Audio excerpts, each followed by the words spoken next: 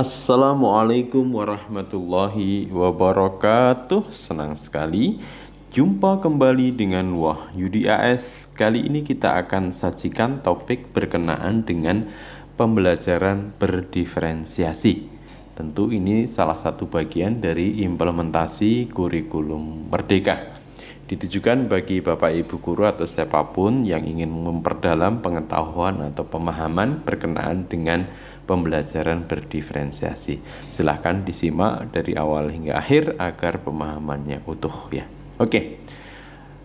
Latar belakang dengan disajikannya pembelajaran berdiferensiasi, tentu ini sebuah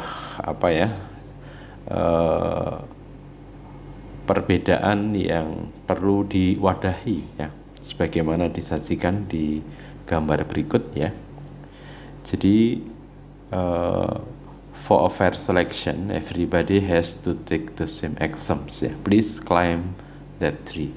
Di sini ada burung, kemudian ada monyet, ada gajah dan seterusnya, yang tentu mereka punya perbedaan-perbedaan ya, yang kemudian diuji dengan ujian yang sama. Nah, di sini dipertanyakan apakah ini fair atau tidak ya.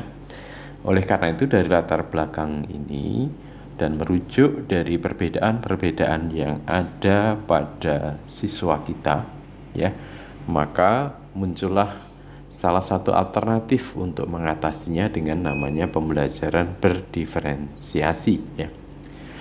Apa itu pembelajaran berdiferensiasi?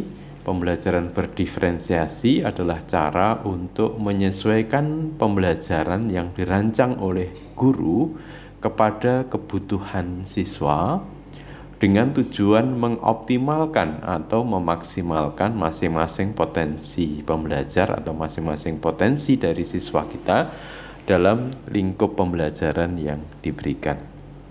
Jadi dari perbedaan-perbedaan yang dimiliki dari kebutuhan-kebutuhan akan siswa kita, maka salah satu alternatif untuk mengoptimalkan atau memaksimalkan masing-masing potensi dari siswa atau pembelajar kita, dirancanglah pembelajaran berdiferensiasi, yang mana secara siklus atau secara blok bisa diperhatikan di bagan berikut ini ya.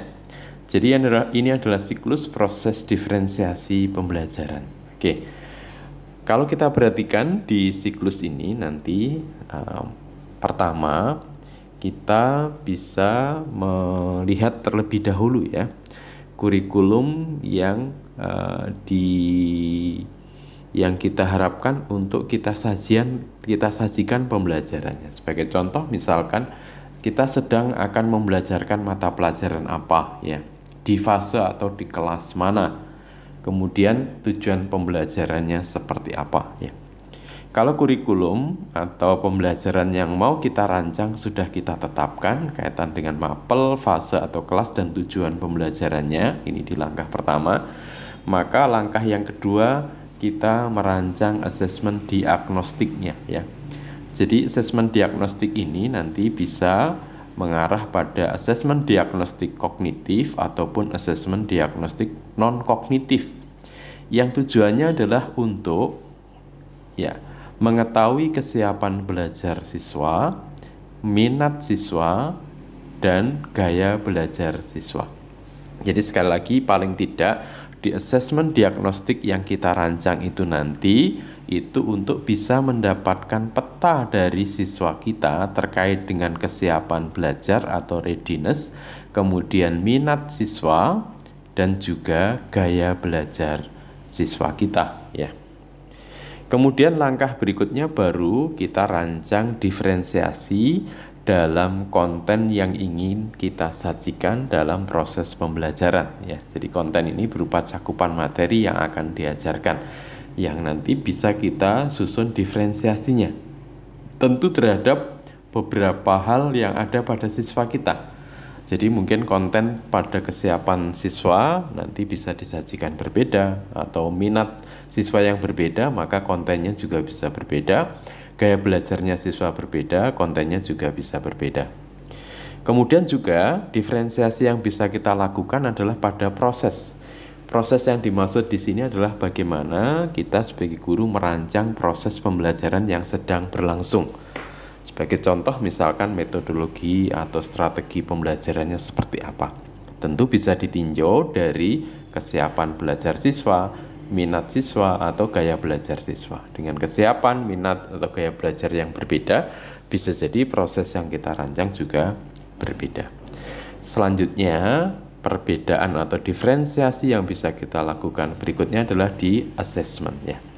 Di assessment atau produk dari hasil pembelajaran yang diharapkan ini nanti berupa tagihan-tagihan yang bisa jadi juga berbeda antara kesiapan yang berbeda dari siswa, minat yang berbeda dari siswa, dan gaya belajar yang berbeda dari siswa, maka akan kita rancang assessment atau produk atau tagihan belajar yang berbeda-beda yang menyesuaikan dengan perbedaan yang ada pada siswa kita. Kalau alur ini sudah kita lakukan, maka berikutnya kita lakukan evaluasi.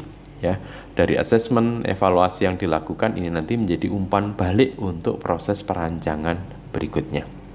Nah, sekarang kalau misalkan kita lihat dari segi kesiapan siswa ya.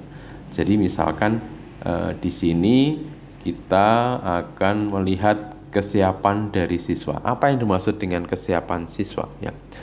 Aspek kesiapan siswa itu misalkan kita membedakan kelompok siswa yang berkemampuan tinggi dan siswa yang mempunyai kesulitan atau berkemampuan rendah.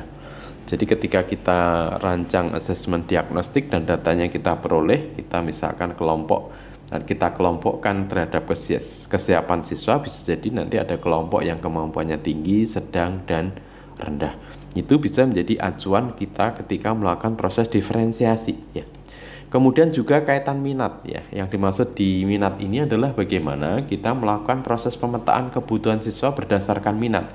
Minat itu misalkan siswa kita kelompokkan minatnya dari misalkan ada kecenderungan yang suka olahraga atau suka seni, misalkan seni suara, seni lukis, dan seni tari atau seni-seni yang lain.